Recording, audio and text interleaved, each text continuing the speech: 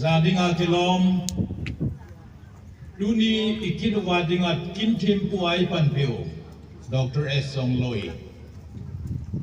Kukin pi simang ujong ahin, Chuting le. Kukin pi Manipura kato kompi loy lagul ho ahin, Sadahin kukin pi ho ahin, kotu leader ho ahin, Nute kiloy kom na chum organization tampi nejibin hausa ajong omin, Chuting le. Pakai hatsa izanam khat long omin abon san khat kese le phana lawal dahin ama ho go hilobin malama to nu la pate ho go la pate ho zo sin abon sabin kukin pi Manipur le zo united thadagin kaza naw ka ngai du naw khan pe nahi so pite ho kuki zo sa te dinga tu ni hi mid hilon ni kani mitsin kuzin niya kipa na thu se dinga ki kom hi povin ingay lut tao so pi izan ham khanin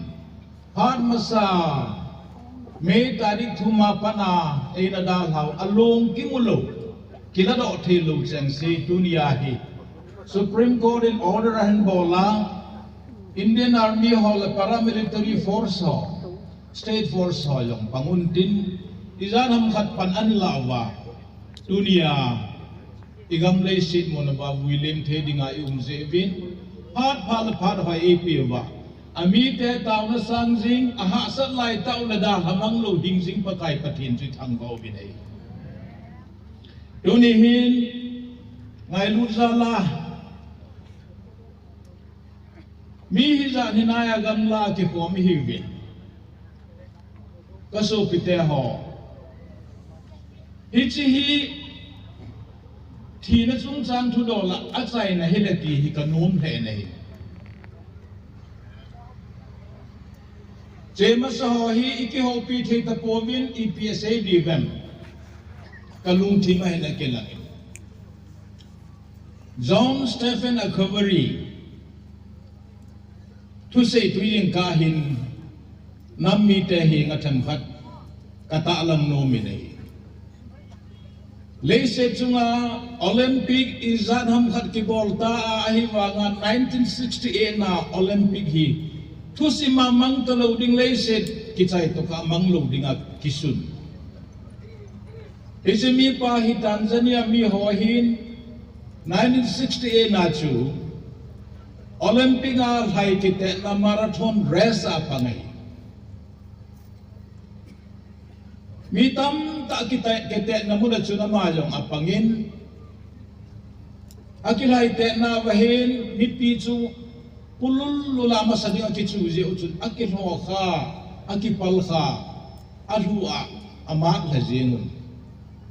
John Stephen Akawariahi amahi asun hupa tabin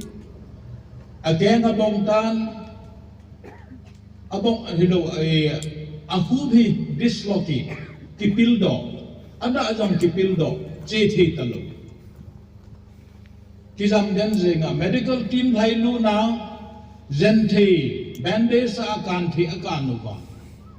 aloi go lo sun hunga ma hita alhun go ke hilowa ke paman medal ho yang ahop chai jo ama cho hung ke pando ke nin ahung lai phaki print and media, social media ho lim la apang atusim first la ho, second la ho, third ho interview abol sai no bahi ki khen ga mo bahi ta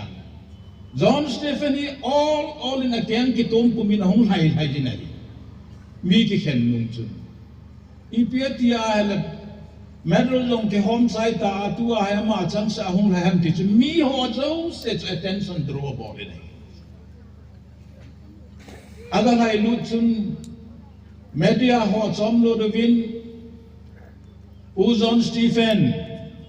hai te kol siami kipaman ke hom sai ta anang nakisu kha to ipina ngai to loma achai nagiya hung hai kit na him ti ado na wa kalunga to khai my country send me my country did not send me 5,000 miles to start the rest, but my country sent me 5,000 to finish the rest. Eho pava saying chun Tanzania kagami tenin solutu mal sanga kita na abul ga pandinga hin solo hipon acai nagigal hai lum dinga hin solo hizin price mula mulo pa tutupi kasapun kanam mi te kagami tenigan senau chai lo wa kanga ading chu kanop lo ja mi jo se ke chai to na case ko hum thai te he ti nei kaso pite ho hai te gol se a hon jo hichan ge chu pan ala wa hi le separate administration in muna diwa ihai na wa helam ka atang den the po vi ka ti no be he ko ma tunia along dam sa ikoi ho hi si ho thi san hin ei ku hi lo ham tunia ai mu jong hi si na dinga hi pannas sa tai la wa igal mi te masanga ipu ipa khamowa British gal ina dawa India zale na dinga jong Indian National Army ANEI panina la wa ipu ipa te ho izan ham khatu ni ya pension kisana hilo ham Home Minister Pahung ni sun I feel ashamed of calling myself to the President of KUKI in Manipur. IPJ nam kapu kapate hot British gal na dawa ANEI ana panguwa India zalem na tinga gal sat ho tunia foreigner tunia kanilo ho popi planter ikiti President kahi dia kipun dingam kaja achana Mr. Home Minister kadi tarik somni la ko jong chun Delhi jantar mantarat kuki jo chate Ilanga jong ibolvin lopi tain ikizong dawin. Ichini mama so I'm asking the Honorable Prime Minister of India and Union Home Minister, please answer my question. Taking the privilege of this platform, katia jantar mantara yung chu nasa ta challenge ka bole. Ama honui sinatua hipon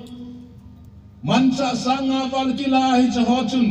kukite lang doi jen. May sang la nga wal kila doa hi chahotun kukite lang doi jen. La pi a recover ki bolo he la joy la cham na tu se di go do ham. Hichi cham na hi the mong nginti tiana se nata asanam Honorable Prime Minister of India, Union Home Minister, ni don bulgin.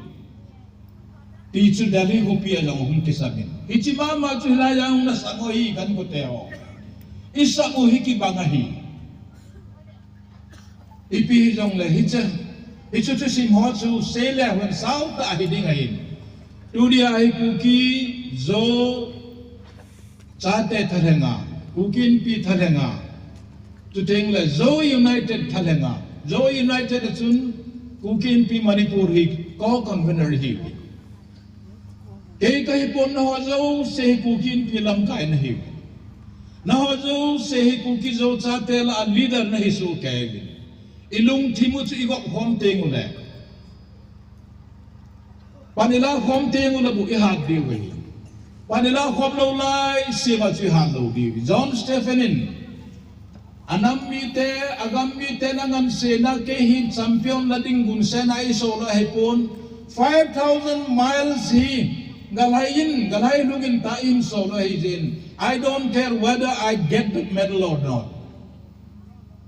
Kanam mite kagam mite dengan sinau lol hiting su kap top priority hiti bangin dunia hi ahung ke khomjo sin ikoma lumiso piu long som ni long thum amasa hotai ko mobile som ngale gate ichi ho inahin ho hi ala nau hi guchak je zon je kip je hatlo je ai poi inamu kuki zo chaten separate administration kivai po na tum kha inei the na diwahin ho ha hi zevin kangai lui iti wale ama ho demand ama ho day atina wazehi adam na lai chagin fulfill bola dinga panela ko mabale bon sawa dinga รอถึงไหนดีไงตุนก็จูลำกายลังฮอนนู้แต่หอห้ำคุยห้ำอังันสีหอสีจุบว่ากิโกลุนตินปนขัดสิกูกิโซชาเตตุติงแหละโซยูไนเต็ดทะเลงกูกินปีมณีปูทะเลงก็จูทะเลง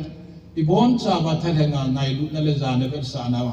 ตัวปนขัดสิเสดิงกิที่เห็นอากิโกดว่าเฮละอากอมาดิงุนตินjoint artist ibu buta okay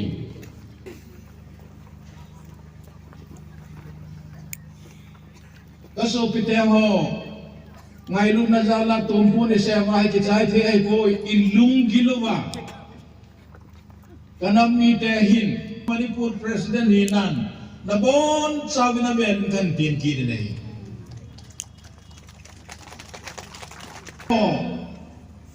Kotu artis ho, ama long do na dinguntin, ayon kuding te mulai, ibaba ngay lunar hana versa na din si din kanti mulai.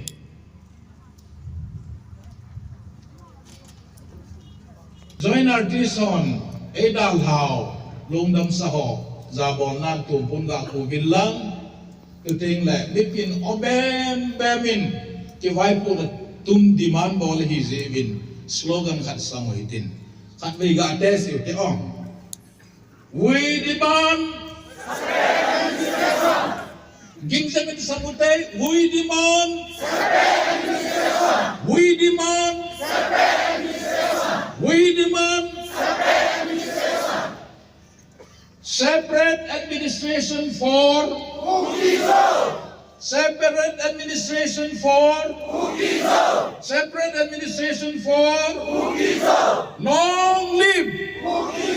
Long live Long live Pagkay patinin ngay lu na sa te ay tadal ngay lu sun tula kunung san gay yung pitaw en kakipae